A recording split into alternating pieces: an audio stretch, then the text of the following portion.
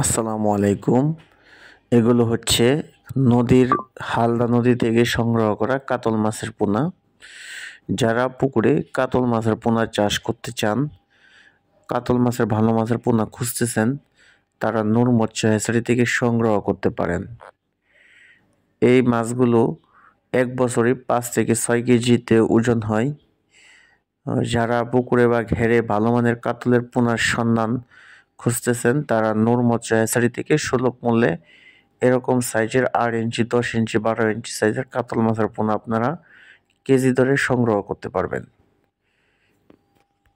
শুধু কাতলই নয়, কাতল ছাড়াও অন্যান্য সকল ধরনের ক্যাটফিশ ও কার্প জাতীয় মাছ নূর মৎস্য হ্যাচারিতে রয়েছে।